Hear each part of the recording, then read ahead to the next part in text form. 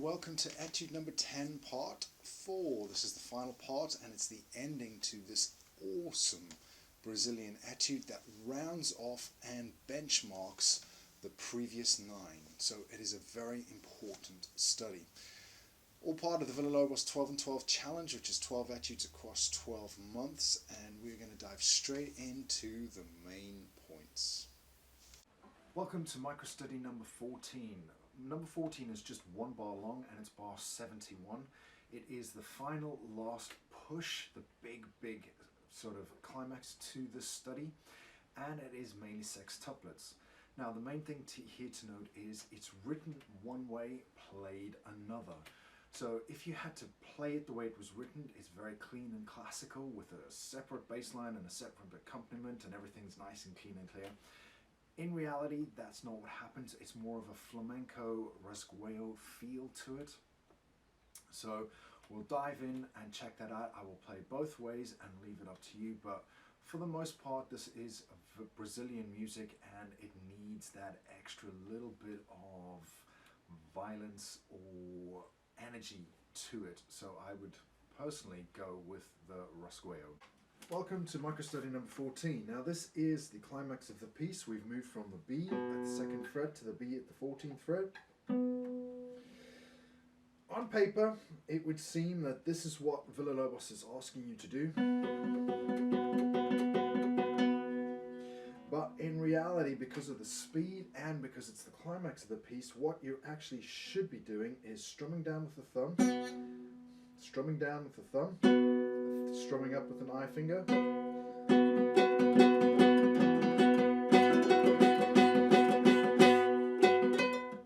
and if I just move it down out of that rather harsh territory, and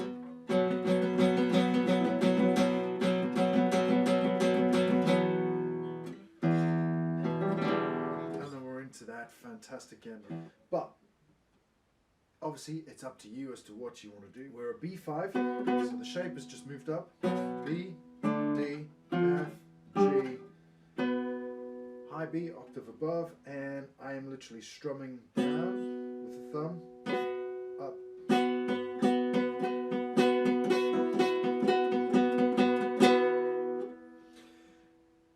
Obviously, in the moment, it'll be easy to catch the E. I don't think anybody's going to really cry about it too much because it'll give it a little bit extra. Just try not to get the low E. So with that in mind, I've actually got my second finger muting that so that if I do by any chance touch it, it's not going to make any difference and it comes out as percussion. That is microstudy number 14 in a nutshell. So just make sure that you get that make sure you really get those sextuplets in there. This is the climax of the piece.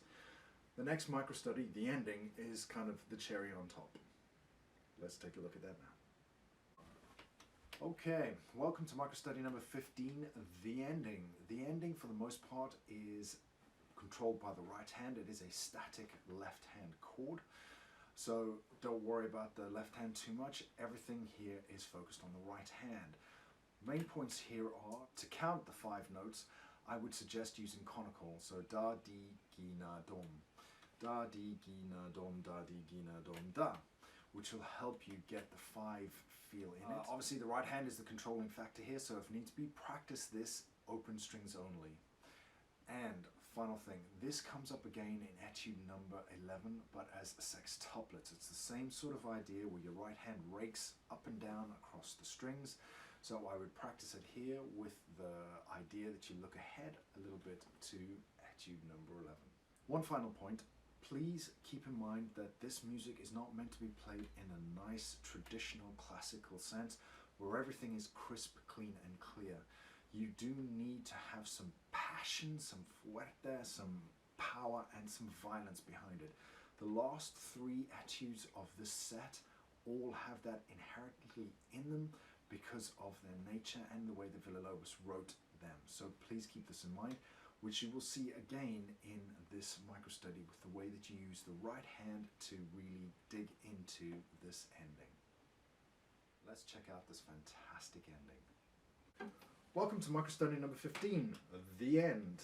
The End is a lovely idea from Villa-Lobos where we're just playing down open strings with a B on, all 6 strings, into a power chord, B, but with rhythm. So we semiquavers at 5 and semiquavers at 5, or 5/4 if you want to, it doesn't really matter.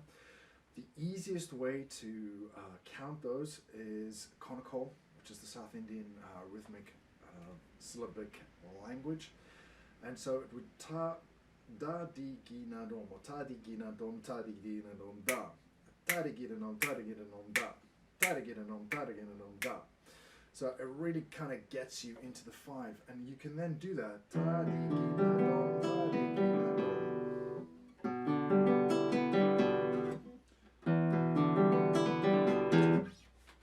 Now, that's the rhythm and the counting. That's the left hand. The right hand does a lot of work here, and it's an idea that will pop up again in the next etude number 11, where we have it as like that over a C chord. Here, there is a couple of ways of playing it, and I've done 2. I've done the classical way, or as close to it. There are a lot of variations. Would be P, P, I, M, A, M. Drag back, and then P, I, M, A, which sounds lovely and clean.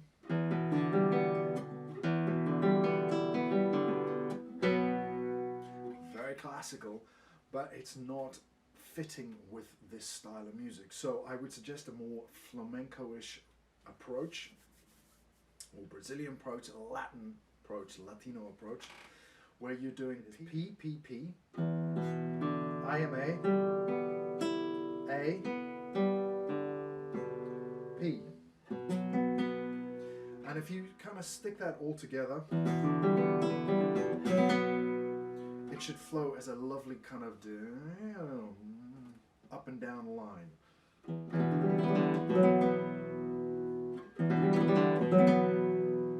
Kind of like that.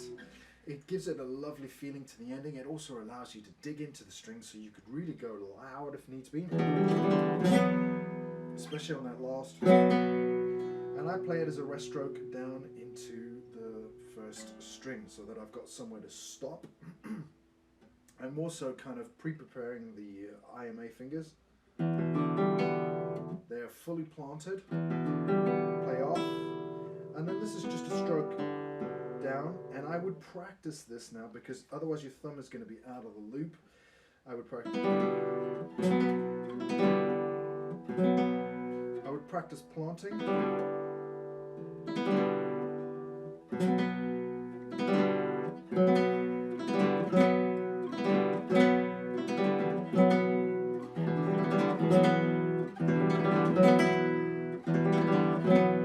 And it is such a fast idea that it should be semiquavers, but in reality it is double that speed. And that is it. That is the end of Villa-Lobos Etude number 10. It rounds off everything that you have done in the previous 9 studies. There is a little bit of everything. So for many reasons, this is an important study, and it's worthwhile learning, because after this point, Villa-Lobos starts to push classical guitar technique and past it. Number 12 particularly, it really does go past everything that you've done before. And so it's worthwhile using this as a benchmark for all the other studies to see how far you have come. Thank you very much for staying until the end. This has been part of the Villa-Lobos 12 and 12 challenge, 12 etudes across 12 months. It is run from classicalguitarrocks.com, so head over there for some freebies and for in-depth lessons on Villa-Lobos' entire catalogue and loads extra. Have a good one.